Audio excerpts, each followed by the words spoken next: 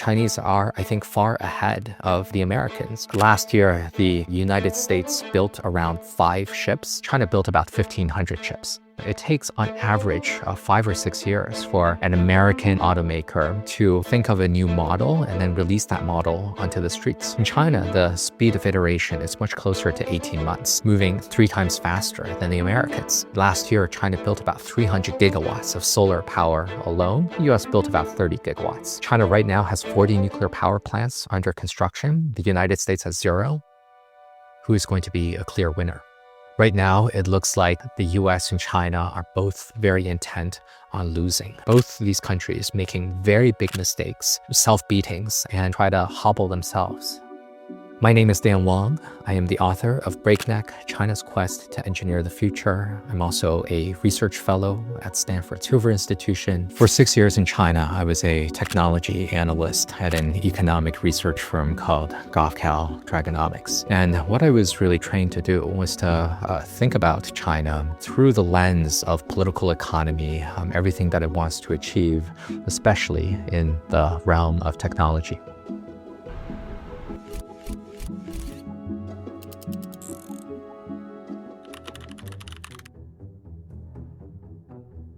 OpenAI just launched the most powerful AI model. Elon Musk announces Grok is the best AI. Google claims their new model outperforms. Says they've built the smartest AI ever made. The United States can build and maintain the largest, most powerful, and most advanced AI infrastructure. I think that there's no doubt that the US is ahead of China on artificial intelligence, and the only question is whether the US has a very substantial lead or only a moderate lead. And my view is that the US has, at best, a moderate lead over China, and it is not so much of a decisive lead. We're sitting here in Silicon Valley, which is very capable of magical thinking.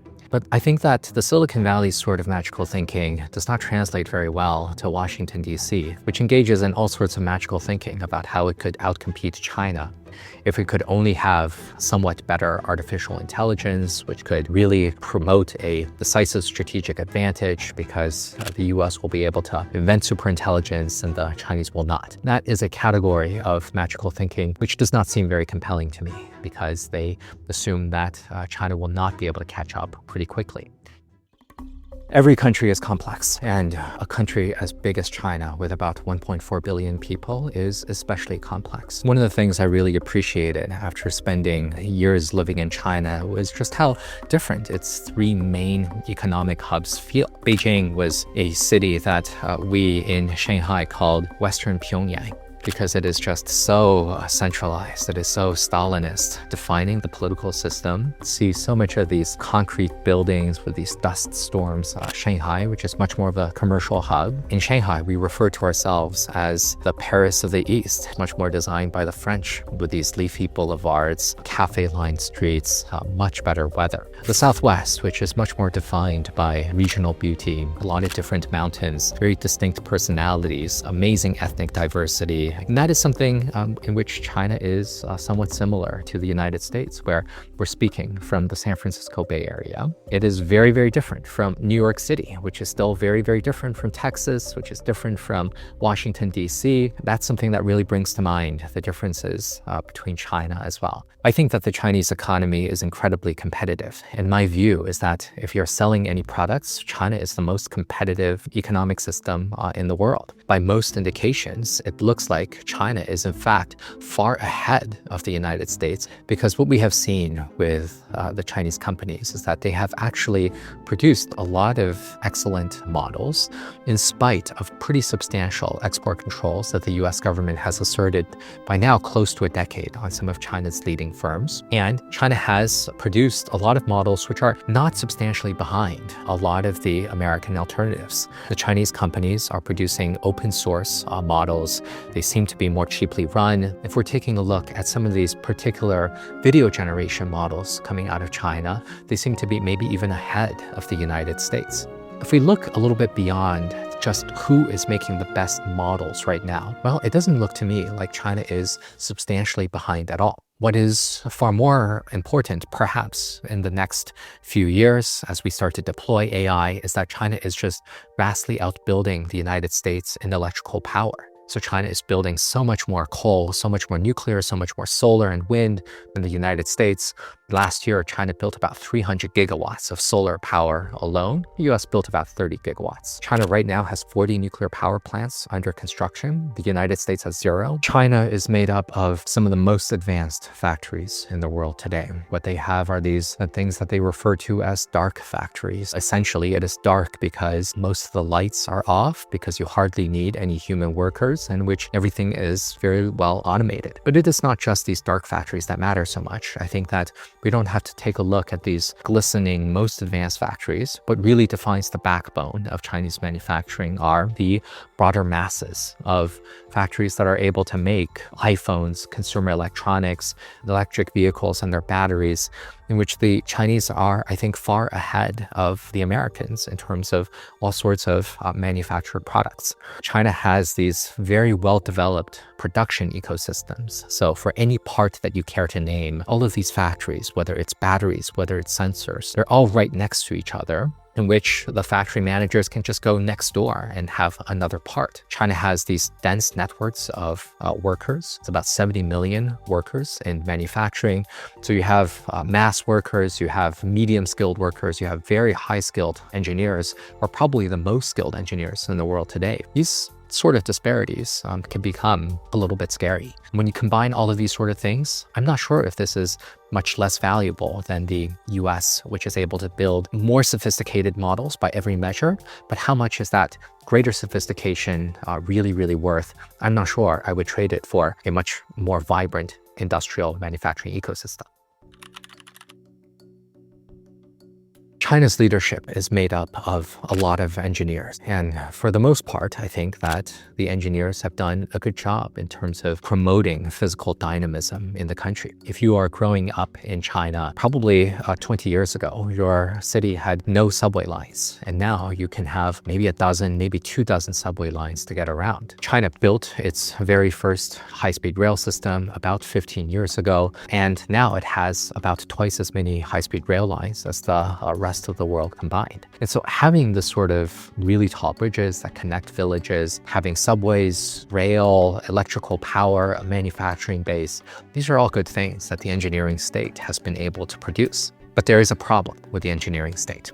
I think the fundamental problem with a country made up of engineers is that they cannot stop themselves from entering social engineering, from entering population engineering, from stopping themselves from treating the population as yet another building material to be torn down and remolded as they wish, especially something like the one-child policy, in which the Chinese leadership really believed in the Western doomerism of the 1970s, that there were these mathematical formulas that determined the optimal population. All countries had to reduce the population as much as possible so that the environmental carrying capacity could be maintained. And all of these calculations were bunk. But the Chinese took it a little bit too seriously. They involved a missile scientist by the name of Song Jian to really get into the ears of the leadership and offer the mathematical justification for something as brutal as the one-child policy, which eventually involved, over 35 years, around 300 million abortions, as well as 100 million sterilizations of women. This was something that I think of as a campaign of rural terror that ran throughout the countryside. This is the problem when you have a leadership that does not respect. Living in China produces all sorts of new adventures. One of the unexpected things in terms of the geopolitical competition was that my personal website, danwang.co, where I publish my annual letters, was blocked one day in the spring of 2022. This is a very small casualty of 2022, but I was a little bit surprised to see that my rinky-dink website, which is hardly as big as Facebook or Wikipedia or the Wall Street Journal, ought to be blocked as well. But this is the sort of information environment that people in China simply have to deal with, in which if one sends a message on WeChat to someone else in China, they may not have received it because the state and the censors inside the Tencent have already decided to block it already. That the state has already shuttered most journalism, most independent journalism in China. There are some very strict controls in the information ecosystem in China. Many people are are aware of the censorship apparatus.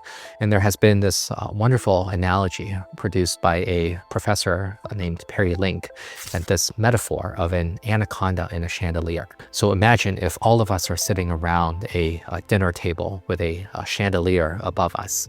And inside the chandelier is this giant anaconda that is just coiled there. And that is a lot of what the censorship apparatus feels like. None of us need to fear for the anaconda to emerge and strangle one of us. All we just have to do is to know that there's an anaconda hanging there that might come down and might not. And that is enough to intimidate and introduce fear in a lot of people. And I think that this is one of these things in China's information ecosystem where you never really know when the anaconda might come down before people automatically self-censor. And I think that sort of attitude is corrosive to aspects of creative thinking in China. Now, one of the determinations as a writer has been not to be intimidated by whatever are the machinations in China and to just tell the truth as best as I can. Within China, talking about what I saw were so many spectacular achievements around manufacturing as well as public works, at the same time as acknowledging that the Communist Party made these pretty grave mistakes, as I saw it during the Zero COVID program. I think it was really important for us to just be able to see both of these things. And I think that it is really important for all of us who value independent thinking, critical thinking, not to be too given into that and not to allow censorship inflict our consciousness too much. Who is going to be a clear winner? Right now, it looks like the US and China are both very intent on losing. And both of these countries had this remarkable skill in delivering self-beatings and try to hobble themselves in this very big race. Now, my model of the US-China competition is that whichever country is ahead is going to make mistakes out of overconfidence and hubris, and whichever country is behind is going to really feel the crack of the whip in order to really catch up. And I am suspicious of any argument that says that China must win because of manufacturing or China must lose because of demographics. I think that both of these countries have a lot of strengths and that this is a dynamic process in which both countries are going to try to run faster. I was living in China in 2021 when top leader Xi Jinping decided to have a controlled demolition of the property sector, as well as smack around a lot of tech entrepreneurs, most notably Jack Ma, because he felt that he was in a very good spot after managing COVID very, very well. And actually what we've seen is that this property slowdown, this smacking around of tech entrepreneurs has been exactly the problem of the cause of a lot of China's economic problems today. So the US felt like it was ahead for a little while. And what did it do? President Trump is now doing what President Trump is doing, namely eroding a lot of alliances that the US has had with these tariffs, deindustrializing America. Under Trump's first term, the US has lost about 80,000 manufacturing jobs. And President Donald Trump has done these pretty hurtful things to US manufacturing. One of the most hurtful was last year when the Department of Homeland Security deported around 300 South Korean engineers from the state of Georgia who were working at a Hyundai plant trying to build electric vehicle batteries. And I think this was not a pleasant experience for the engineers. I think that this did not look good to much of the rest of the world, such that if I were an engineer in France or Taiwan or South Korea, maybe I will have some doubts about whether I want to take a job in Georgia in the future or Alabama in the future or Texas in the future. And so what we see are both these countries making very big mistakes. And I think the country will go to the one that stops making so many of these mistakes. I think one of these challenges with China is that it could do much better if the Communist Party could just learn to be a little bit more restrained and do a little bit less and try less to be these intense social engineers, to be engineers of the soul. At the same time, the United States could do much, much better if it were not so intent on trying to have these very strange political figures that have also been beating up on America's allies and the home front as well. So my message to both of these countries is do less, please.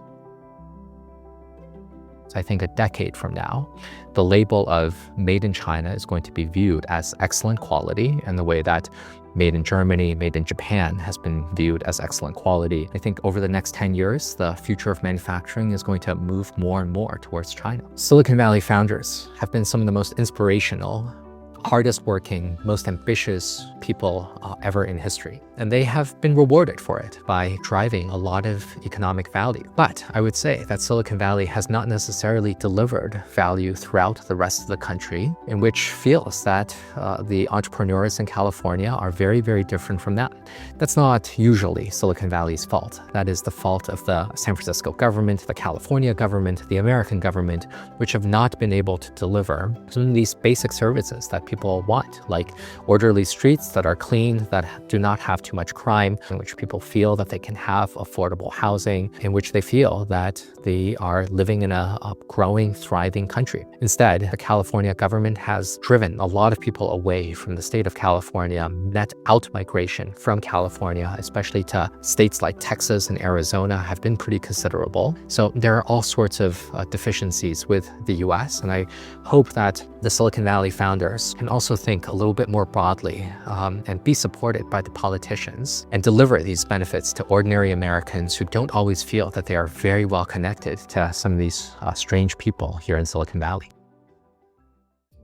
If we look at within companies and we compare jobs that are more exposed to AI versus less exposed to AI, we're seeing that the jobs that are more exposed to AI, the young workers in those jobs are seeing 16% slower employment growth. So that's pretty large. It's actually high-income jobs because they do the kind of knowledge work that AI is more capable of doing right now. We're not going to be in a world where there's no AI. We're just not going back to that. That's not going to be what's happening going forward. But I also think that's an enormous opportunity. So whether you're more automated or augmented really depends on what are the tasks that you're focusing on. Are you increasing the scope of tasks that you can do, or are your tasks getting shrunk by the introduction of this technology?